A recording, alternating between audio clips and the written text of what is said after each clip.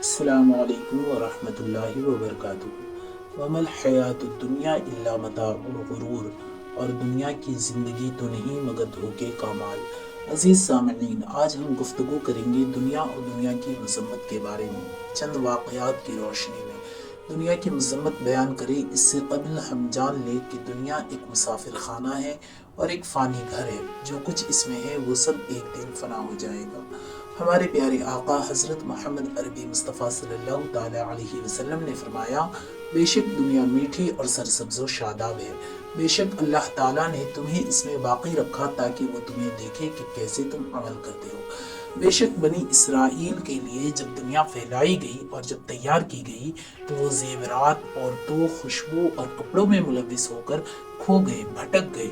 حضرت امام غزالی رحمۃ اللہ علیہ لکھتے ہیں کہ حضرت سلیمان علیہ السلام ایک مرتبہ اپنے تخت پر بیٹھے کہیں جا رہے تھے کہ پرندے آپ پر سایہ کیے ہوئے تھے، انسان اور جنات آپ کے دائیں اور بائیں بیٹھے ہوئے تھے۔ بنی اسرائیل کے ایک عابد نے دیکھ کر کہا، اے سلیمان، خدا کی قسم، خدا نے آپ کو تو ملک عظیم دیا ہے۔ حضرت سلیمان علیہ السلام نے یہ سن کر فرمایا کہ بندے مومن کے نام اعمال میں درج صرف ایک تسبیح یہ میری تمام ملک اور سلطنت سے بہتر ہے، کیونکہ یہ سب ختم ہو جائے گا، ملک ختم ہو جائے گا، سلطنت ختم ہو جائے گی اور وہ ایک تسبیح باقی رہے گی۔ حضرات، آپ نے دیکھا کتنے پیارے انداز میں اللہ کے پیارے نبی حضرت سلیمان علیہ السلام نے ہم کو دنیا اور اس کی حقیقت اور اس کی قیمت کے بارے میں سمجھایا کہ مومن کی ایک تسبیح یعنی ایک بار سبحان اللہ کہنا حضرت سلیمان علیہ السلام کی ساری سلطنت اور حکومت سے بہتر ہو گیا۔ اسی لیے کہا گیا ہے کہ ہر بدی کے بعد ایک نیکی ضرور کرنی چاہیے تاکہ وہ ہماری نیکی اس بدی کا کفارہ ہو جائے اور اس بدی کو زائل فرما دے۔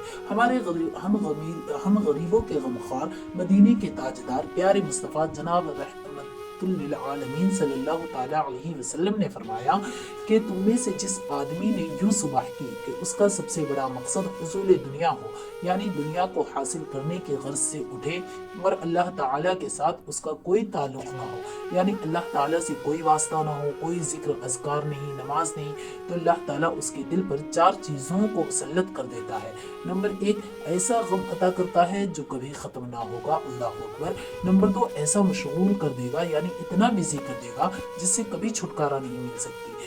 نمبر 3، ایسی محتاجی میں مبتلا کرے گا جو کبھی ختم نہ ہوگی۔ نمبر 4، ایسی امید جو کبھی پوری نہ ہوگی۔ حضرات، اللہ اکبر، اللہ ہم تمام کو ایسی بلاؤں سے محفوظ رکھے۔ لیکن جب آج ہم اپنے معاشرے پر نظر ڈالتے ہیں تو ہمیں پتہ چلتا ہے کہ یقیناً اللہ تعالیٰ نے دنیا دار پر ان 4 چیزوں کو مسلط کر دیتا ہے، پھر آدمی اس میں ڈوب کر رہ جاتا ہے۔ اور ہمارا حال یہ ہے کہ اگر کوئی شخص خوش نصیبی سے کسی کو چھوٹی موٹی زکاتیں بھی دے دے یا کسی کی کبھی کبھار مدد بھی کرے تو خیال کرتا ہے کہ اس نے اپنی زندگی کا مقصد ہی پورا کر لیا، اور یہی وجہ ہے کہ ہم نیکی سے کافی دور نظر آ رہے ہیں۔ ہمیں یہی خیال ہمیں نیکی سے دور کر رہا ہے۔ کیوں؟ کیونکہ دنیا بہت بڑے دھوکے کی جگہ ہے جس میں انسان دھوکہ کھا کر گم ہو کر رہ جاتا ہے۔ اسی لیے تو حضرت مولانا روم رحمۃ اللہ علیہ نے فرمایا کہ ایک نادان شخص نے دیوار پر سورج کی روشنی دیکھی تو اس نادان آدمی نے یہ سمجھا کہ یہ دیوار ہی روشن ہے، اور یہ نہ سمجھا کہ اس دیوار پر سورج کی روشنی ہے۔ وہ نادان دیوار سے دل لگا کر بیٹھ گیا اور اس کا دیوانہ اور عاشق ہو گیا۔ پھر جب سورج ڈھلا اور روشنی چلی گئی، یعنی سورج ڈوب گیا، تو دیوار ہوتی ہے، حقیقت کھل گئی کہ یہ دیوار ویسی کی ویسی اندھیری اور مدھم ہے۔ آپ کے کہنے کا مقصد یہ ہے کہ جس طرح نادان دیوار پر روشنی دیکھ کر یہ سمجھ بیٹھا کہ اس میں کچھ ہے، اس کی رونق لوگوں کی نظر کو بھاتی ہے، یہ روشن دان ہے، پھر تھوڑی دیر میں جب سورج ڈھل گیا تو اس حقیقت کا بھی لوگوں کو پتہ چل گیا کہ یہ تو بالکل اندھیری اور مدھم دیوار تھی۔ بالکل اسی طرح آج آدمی دنیا کی چمک دمک کو دیکھ کر دنیا کا اس قدر عاشق اور گرویدہ ہو گیا ہے کہ اس چمک دمک کا عارضی ہونا، دنیا کا فانی ہونا تو بھول ہی گیا، لیکن قیامت کے دن جب اس فانی دنیا کا راز اور حقیقت کو دیکھے گا تو نادان آدمی کی طرح پشمندہ اور شرمندہ ہوگا اور اپنی نادانی پر پچھتائے گا۔ حضرت عیسیٰ علیہ السلام فرماتے ہیں کہ جس طرح ایک برتن میں آگ اور پانی جمع نہیں ہو سکتے، بالکل اسی طرح ایک دل میں دنیا اور آخرت دونوں کی محبت جمع نہیں ہو سکتی۔ بالکل اسی طرح ہے دنیا اور آخرت کی محبت کا ایک دل میں جمع ہونا، جس طرح دن کے اجالے اور رات کے اندھیرے کا ایک جگہ جمع ہونا ہے۔ دنیا کی قیمت ایک گلاس پانی سے بھی کم تر۔ حضرت امام جلال الدین سیوطی رحمۃ اللہ علیہ نقل کرتے ہیں کہ ابن سماک نام کے ایک بزرگ تھے جو وقت کے خلیفہ بغداد حضرت ہارون رشید کے پاس تشریف لے گئے۔ جب ہارون رشید کو پیاس لگی تو بادشاہ نے پانی منگوایا۔ خادم نے پانی کا گلاس ہارون رشید کی خدمت میں پیش کیا۔ حضرت ابن سماک رحمۃ اللہ علیہ نے فرمایا، رکیے ذرا ٹھہریے بادشاہ محترم، اور مجھے یہ بتائیے کہ اگر آپ پیاس سے بے قرار ہو جائے تو یہ ایک گلاس پانی کی قیمت آپ کتنا دے کر خرید لیں گے؟ بادشاہ ہارون رشید نے جواب دیا کہ آدھی سلطنت دے کر اس پانی کے گلاس کو خرید لیا جائے گا۔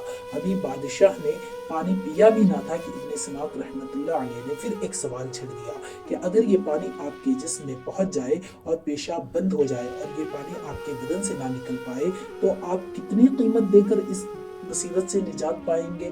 تو بادشاہ نے جواب دیا، پوری حکومت دے کر۔ بادشاہ کا جواب سن کر بزرگوار حضرت ابن سماک رحمۃ اللہ علیہ نے فرمایا، اے بادشاہ، جس دنیا اور حکومت کی قیمت صرف ایک گلاس کا پانی اور اس کا پیشاب ہو، بھلا وہ دنیا اور حکومت کب اس قابل ہے کہ اس سے دل لگایا جائے اور اس پر اترایا جائے؟ حضرت ابن سماک رحمۃ اللہ علیہ کی نصیحت آموز باتوں کو سن کر بادشاہ ہارون رشید رونے لگے اور کچھ جواب ان کے پاس نہ بن سکا۔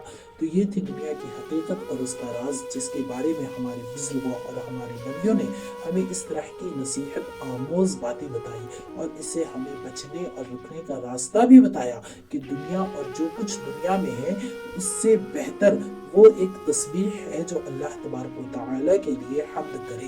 اللہ ہمیں ہدایت دے اور دنیا اور اس کے فتنے سے بچائے۔ آمین ثم آمین۔ السلام علیکم ورحمۃ اللہ وبرکاتہ۔